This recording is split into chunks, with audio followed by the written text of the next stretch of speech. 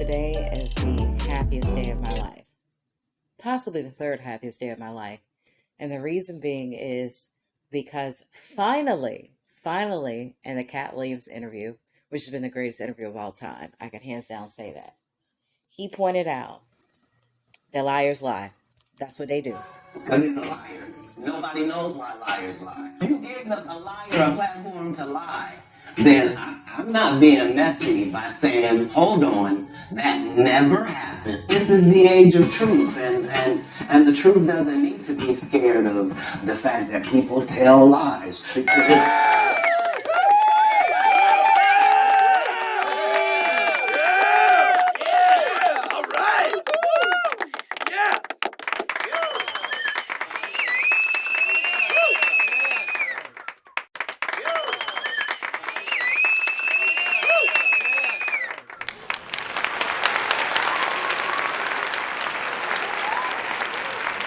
Liars lie because they want to.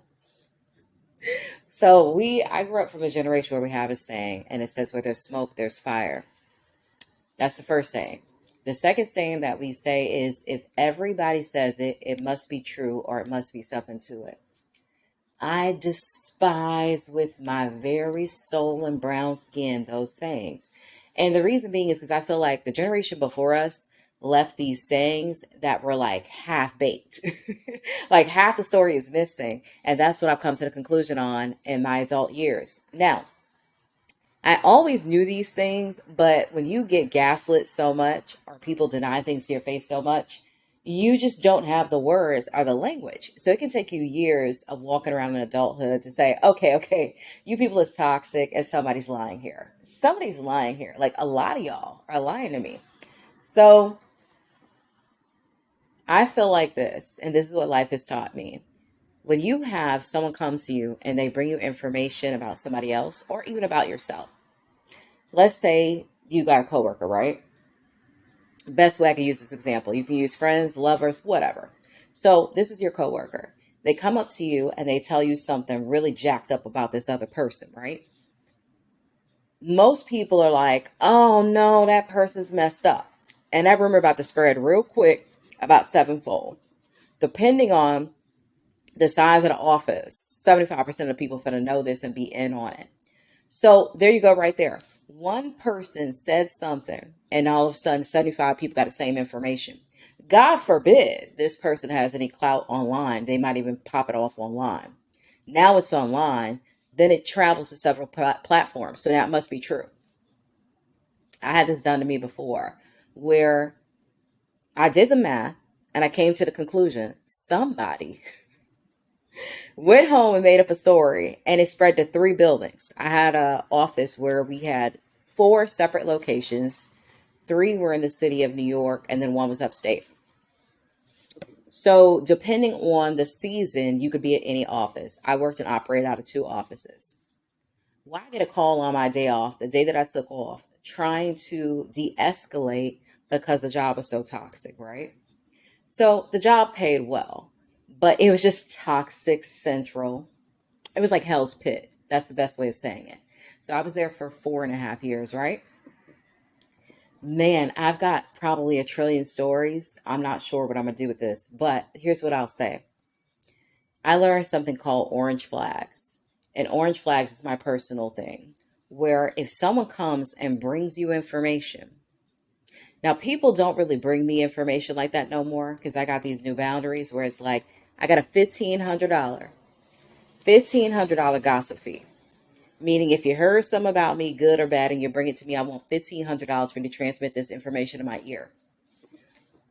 Why would I not want good information about me? Because it don't be true sometimes. Like, I'll give an example. There was a rumor I was supposed to get 2 separate positions. Now, no one came to me and said, here, we're qualifying you for this position. I will say this. I had been called into an office multiple times at this point, asking me where I saw myself in the future, what career goals I had, what did I want to do within the company. I told them I didn't know, because real facts, I came here for a paycheck. I'm here for a short time, not a long time. So at the end of the day, I do think I was a good worker, but I also think it was a setup because most people there, they had like a stronghold over them. So I think they were looking for my area of Where can we dangle the carrot and keep this person? And where can we get the advantage? This place was like a chess game all around. So for those who are new here, I'm a conspiracy theorist since 2010.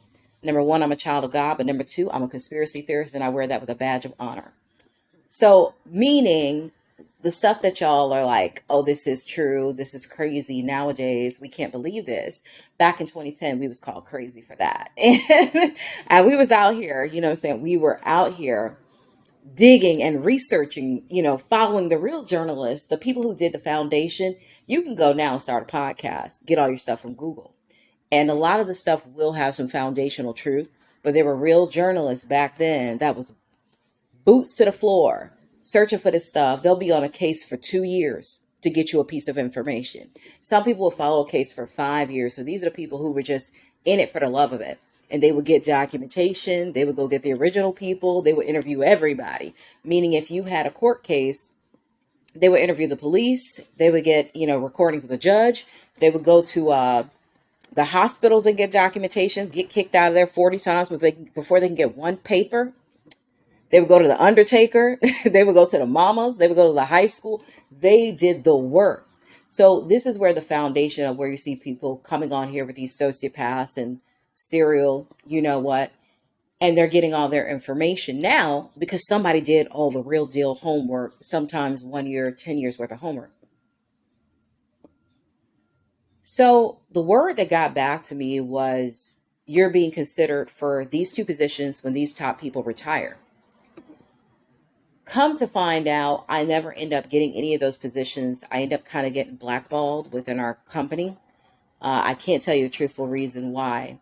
That's a whole topic for another day.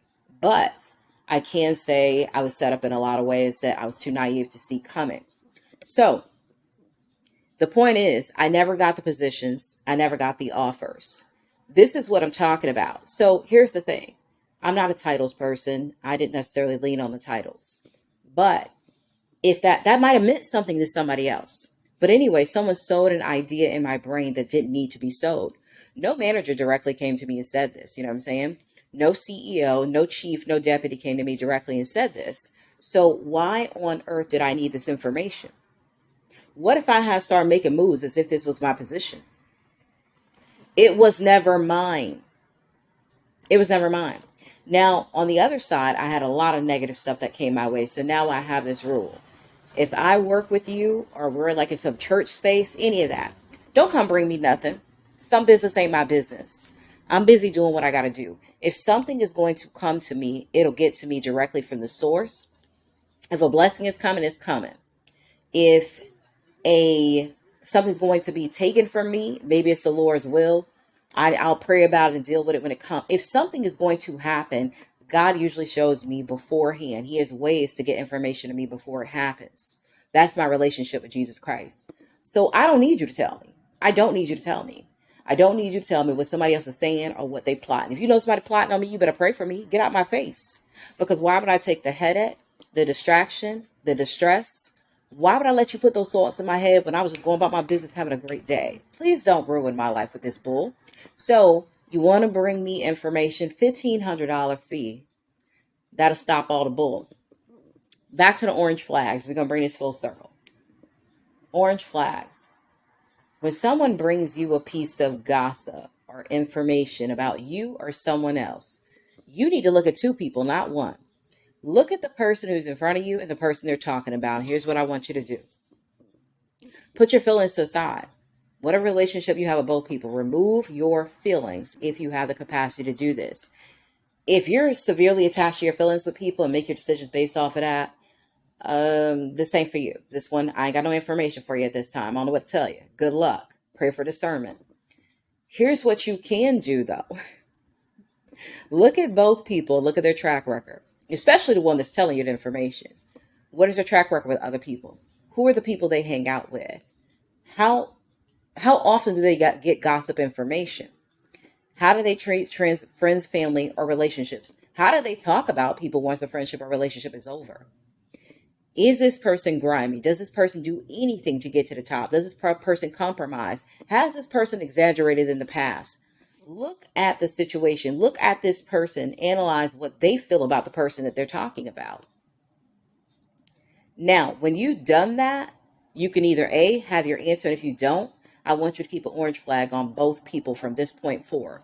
This is not saying anybody's guilty. This is saying I'm watching the both of you, and I'm going to see what it comes to pass. I learned something in society that I was lied to so often about, with the whole concept of everybody says that it must be true.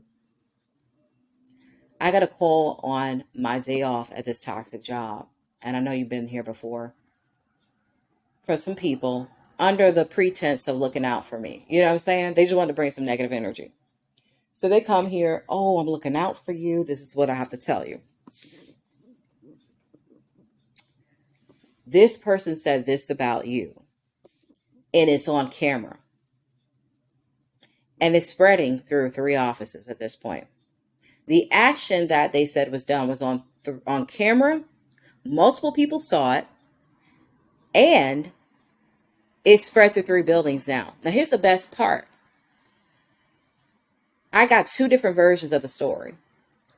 The same action being told through 2 different versions. It's all on camera. Multiple people saw it.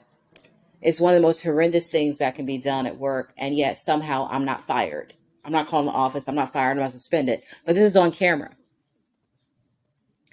I don't know who's worse, the person who makes up the stuff or the people who spread it, because it's like, where is the common sense? Like, where was the thinking process of, wait, the math ain't mathin'. If it's on camera, why isn't she fired? Like, why isn't she fired?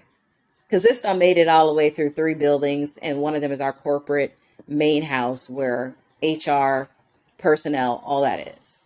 Why isn't she fired? Where's this footage? If it's on camera, where's the footage? So I say this to say, you got a hardcore rumor that has spread like gangrene, and yet there is no footage, and yet there's being said this happened. You know, where there's smoke, where there's fire.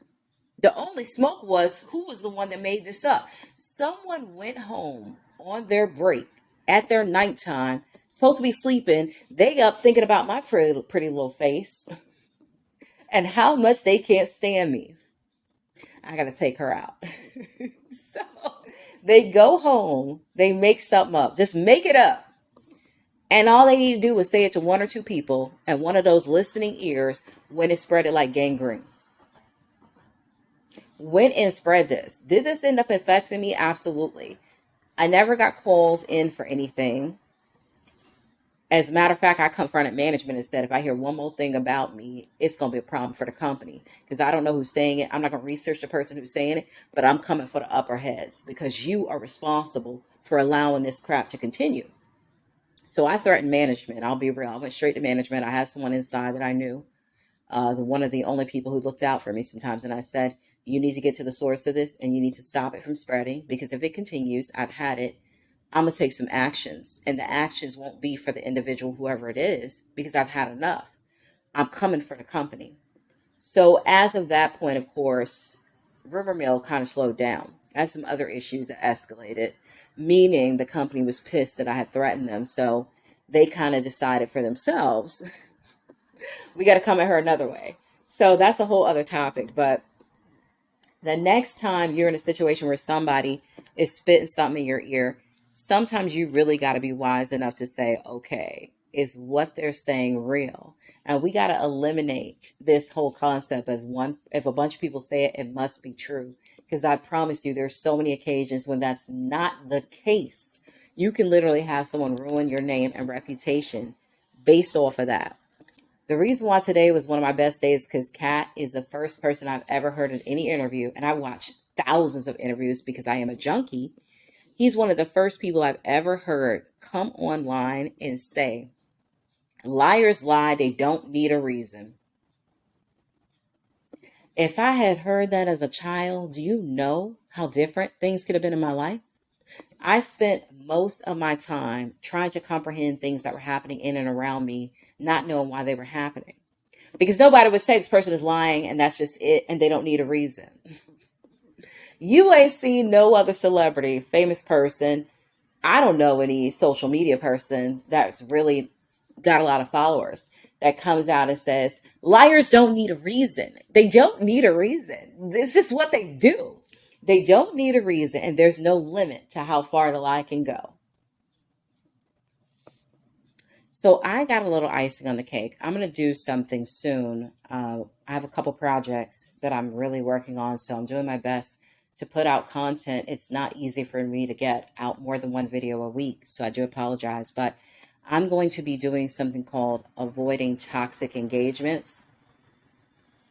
I'm trying to see if this is going to take priority over some other things that I'm working on right now that I need to put out that have been put off for the past several weeks because of the holidays. But I'm going to talk to you about some ways to avoid toxic engagement. We're going to talk about why people bring this type of engagement to you, because not everybody deserves a conversation with you.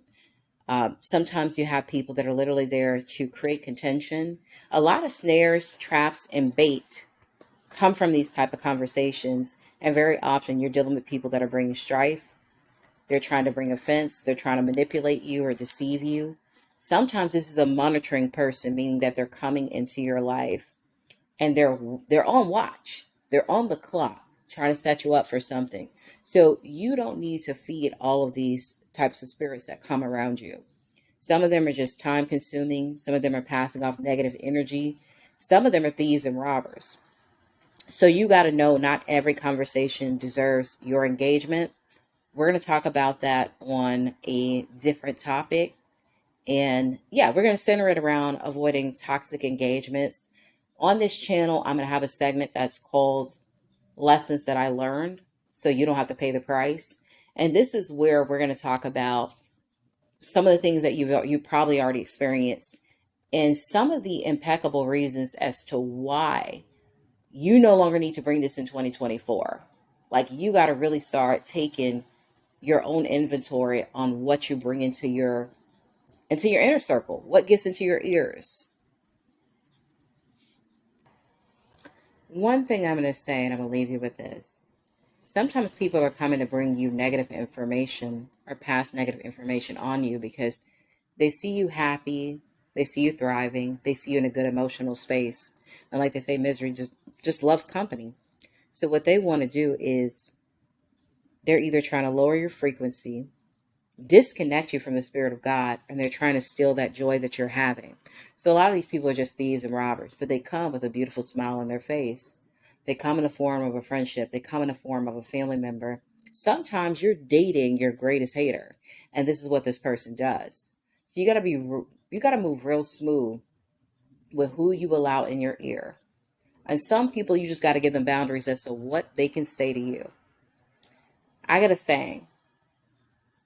I charge a $1,500 fee to receive gossip in my ear.